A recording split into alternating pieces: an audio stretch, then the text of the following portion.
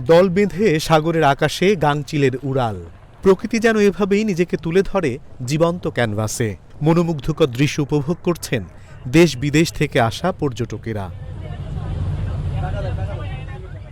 নীল জলরাশির বুক চিরে ধীরে এগিয়ে চলা জাহাজ, আর সেই জাহাজের নীরব অবিচ্ছেদ্য সঙ্গী গাংচিল। সাগরের নীল আকাশ আর সাদা ডানার খেলায় মুগ্ধ হয়ে যান পর্যটকেরা। অনেক ভালো লাগছে আসলে। এটা আমার ফার্স্ট এক্সপেরিয়েন্স ছিল গাংচিলের সাথে। সেন্ট মার্টিন যখন যাই ওই টাইমে এই ভিউটা আমরা পাই নাই আসলে, কিন্তু এখন ব্যাক করার সময় পেয়েছি ডিভাইন বিউটিটা। এই জন্য মনে হচ্ছে যে ট্যুরটা অর্থিত হয়েছে। অনেক বছর পরে আসলাম, 3 দিন ছিলাম, খুবই ভালো লাগছে। যাওয়ার সময় আমরা গাংচিল দেখতে পারিনি, আসার সময় ফিরে যাওয়ার সময় দেখতে পাচ্ছি।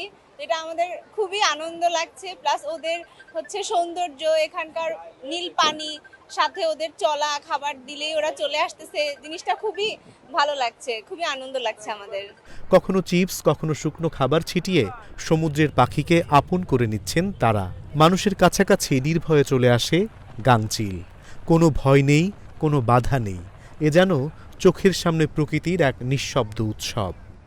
আমার কাছে এখানের যে পরিবেশটা খুবই ভালো লাগছে। মন ভালো করার মতো একটি পরিবেশ, মানে যে কেউ এখানে আসলে তার মন ভালো হতে বাধ্য।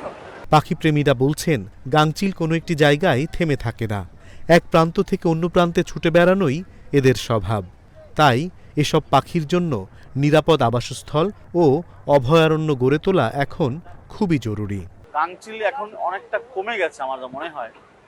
আগে অনেক দেখতাম, বা এখন শুনেছি যে আমি এরকম ইনফরমেশন পেয়েছি যে গাংচিল ও এক জায়গায় থাকে না, ও উড়ে উড়ে ওর এলাকা বদল করে। হ্যাঁ, তো এটা কেন বদল করে? ওদেরকে পর্যাপ্ত ওদের খাবারের দরকার, খাবার দেওয়া উচিত, ওদেরকে একটু দেখাশোনা করা উচিত, তাহলে হয়তোবা এদেরকে আমরা সংরক্ষণ করতে পারি। পাখি বিজ্ঞানীরা বলছেন গাংচিল ছাড়াও পানচিল ও গাংচষা সহ এই পরিবারের প্রায় ২১ প্রজাতির পাখি আছে বাংলাদেশে। এর মধ্যে বেশিরভাগ পাখি সমুদ্র ও উপকূলীয় এলাকায় বাস করে। অনিমেষ কর, ইন্ডিপেন্ডেন্ট ডিজিটাল।